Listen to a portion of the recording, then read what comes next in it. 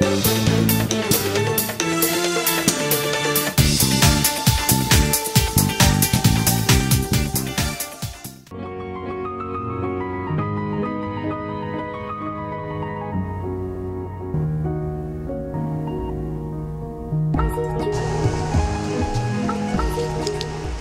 برنامه آشپزی با فاطیما خوش اومدید. امروز اومدیم گل بخریم، چرا که برنامه امروزمون در مورد روان سالم، روحیه سالم، غذای سالم و زندگی سالمه. و چه چیزی بهتر از گل که گل نشانه شادابی، نشانه روحیه شاد و نشانه زندگی خوبه.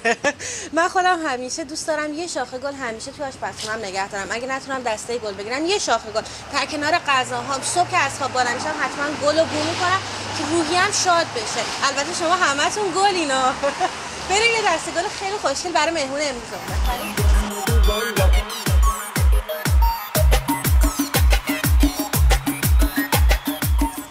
در کنار منوی غذاهای سالمی که براتون در نظر گرفتیم، چون غذای سالم همیشه باید خوشمزه باشه، نباید که بورینگ باشه غذای سالم. یه مهمون خیلی محترم و گرامی داریم داخل برنامه به نام خانم دکتر فلورا فراهانی که جوابگوی تمام سوالات شما در مورد روحیه سالم، غذای سالم و مشکلات خانوادگی هستن. پس گلمون رو بخریم برای گل برنامه‌مون، بریم آشپزی. خیلی عالیه، خیلی عالیه. خب برگشتیم استودیو. در کنار مهمون محترم و گرامیمون هستیم خانم دکتر فلورا فراهانی که یکی از روانشناسان بسیار موفق ایرانی هستن که امروز افتخار دادن به ما در شوی ما حضور داشتن. خوب هستی شما؟ قربون شما. خیلی خوشحال هستیم که در برنامه ما حضور دارید. خودم خیلی بیشتر از شما خوشحالم. فلورا فراهانی هستم و خیلی خوشحالم که در خدمت این دوست عزیز هستیم، چون بسیار دختر نازنینی از نظر شخصیتی و احساس میکنم که کار خیلی قشنگی داره میکنه برای ما ایرونیا. هممون خیلی نیاز داشتیم که غذاهای سالم بخوریم. خیلی لطف دارین شما خانم فراهانی، مرسی.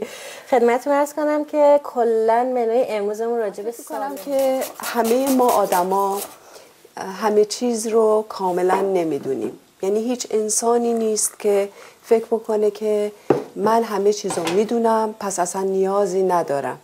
اینو بدونین، فردی که دارای اعتماد به نفس هست، فردی که دارای سلف کانفیدنس هست و دارای سلف استیم، یعنی کسی که کنار سلف استیم داره زندگی میکنه، یعنی مادر سلف کانفیدنس رو داره، حتما زمانی که کمک نیاز داره میاد پیش یک پروفشنال و کمک میگیره و در مورد مسائلش حرف میزنه. اولین قدم اینه که ما بدونیم نیاز داریم، مواقعی که مشکل داریم با فردی حرف بزنیم. این اولین قدمیه که ما انسان ها باید برای خودمون برداریم. انسان سالم یعنی این فاطیما بتونه زمانی که نیاز داره. چه خوشگل شدی، خیلی ممنون. چه کار سختیه. من بعضی اوقات این کار رو هر وقت دیدم تو تیوی گفتم کی میشه من یه موقع بتونم این کار رو بکنم. میخوای یه ترایش بکنی؟ میدونم نمیتونم، میدونم همه کارهای تو رو خراب میکنم. خیلی با تبحر واقعا با استادی این کار انجام میدی. خیلی ممنون. ما اینجا سلایس رد آنین استفاده کردیم برای اینکه رد آنین خیلی مزه شارپ‌تری به غذامون میده و خیلی یه رنگ خیلی قشنگ‌تر میده. من کلا رد آنین رو توی استر فرای خیلی دوست دارم استفاده بکنم، چون ما از گوشت ترکی برای مین غذامون استفاده کردیم. غذای اصلیمون همیشه باید در کنار گوشتی که فول آف پروتئین هستش حتما باید یه سالاد سبزیجات باشه، ولی سالاد سبزیجات حتما نباید سرد باشه. خیلی اوقات میتونیم از سبزیجات گرم هم استفاده بکنیم که یه سالاد گرمی باشه که کامبینیشن خوبی باشه. یه تنوعی هم داخل غذا باشه. خیلی مهمه. براکلی که از خانواده کلم هستش و یه ریزش خیلی خاصیت داره که دیگه واقعا بجا هستش، چون غذای خوشمزه خیلی خوبه که سالم هم برای بدن باشه. و همینطور بالعکس من همیشه توی کلاس آشپزی که دارم میگم غذای سالم حتما بورینگ نباید باشه. درسته. وقتی میگیم سالم میگیم بخار پس استیم یه مزه زمان کوتاه طبخ. ببین الان من چیزی که تو کار تو میبینم اینه که سالمه به این خاطر که زمان طبخ کوتاست. بله. یعنی میبینم که زیاد چیزی سرخ نمیشه. دقیقاً. درسته؟ دقیقاً. و چون زیاد سرخ نمیشه پس خوب میمونه. این کارایی هم که تو باش میکنی این میره بالا خنک میشه انگار برمیگرده، اونقدر از بین نمیره. کاملا قبولم. ویتامیناشو نگه میداره، خیلی عالی. و در کنار کل سبزیجاتی که داشتیم دراید تومیتو من بهش اضافه میکنم که دراید تومیتو رو I just love it، چون مزه سوری میده، ترش مزه خیلی عالیه. شما حتی میتونید خودتون دراید تومیتو رو در خونه درست بکنید. چند سال تو این کار هستی؟ از سال 14 سالگی شروع کردم. از سال 14 سالگی شروع کردم به خوندن این رشته، رفتم داخل این رشته و توی این رشته کار کردم. من سوشف بودم توی دو تا هتل‌های ونکوور. کار زیادی کردم، شو آشپزی زیاد داشتم و دیگه تصمیم گرفتم که یه همچین شوی رو برای ایرانیان و فارسی زبانان ونکوور پرودیوس بکنم و یه چیز ایندیپندنتی هستش که مستقل و پروداکشنش همه چیز با خود ما هست.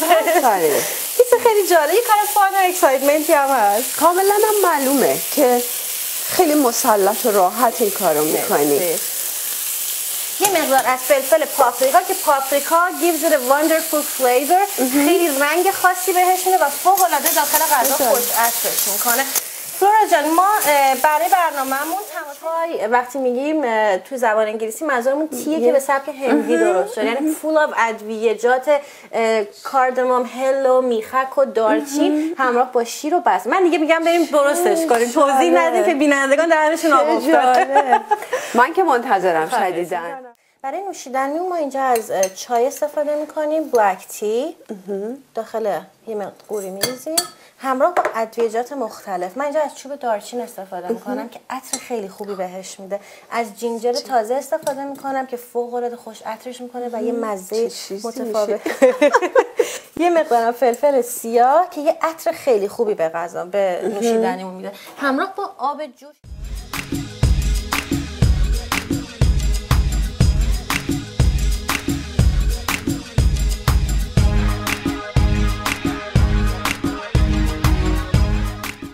دو سه ثانیه بعد ما شیر رو به چایمون اضافه میکنیم و همراه با ادویجات میذاریم کاملا شیر کاملا چای دم بکشه. این احتیاج نداره اینو داغ بکنی؟ احتیاجی به داغ کردن چای نداره، چون که وارد کاپلایی هستن که یه مدتی توی ریلیشنشیپ هستن و دارن وارد مرحله ازدواج میشن ولی هنوز نسبت به همدیگه یه داوتی دارن که مطمئن نیستن. نظرتون راجع به اون دسته از عزیزان چی هستش؟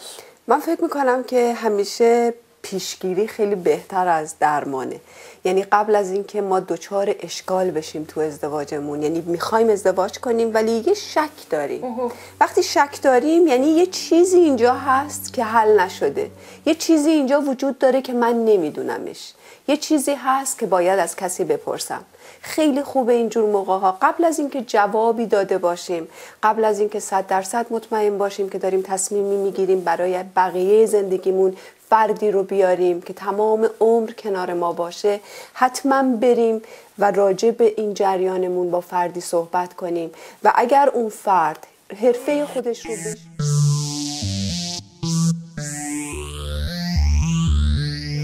فلکت آلمند بادوم که خیلی خوشمزه‌اش میکنه، سروش میکنیم. خیلی هم میدونم خوشمزه. لطف دارین. من فاطمه تیرافکن همراه با کوکینگ ویت فاطیما پروداکشن تیم از همه شما عزیزان تشکر میکنم برای تماشای برنامه ما، همینطور از شما دکتر فلورا فراهانی برای اینکه در برنامه ما حضور داشتید. خواهش میکنم. من خیلی خوشحالم که منو با خودتون داشتین و خیلی خوشحالم که در این برنامه بودم. امیدوارم موفق باشی. بسیار لذت بردم. برنامه بسیار خوبیه. متشکرم. امیدوارم موفق باشی توی این مسیر. مرسی. با ما حتما تماس بگیرید و نظرات و پیشنهادات خودتون رو در مورد این برنامه با ما در میون بگذارید. متشکرم. خیلی ممنون. مرسی.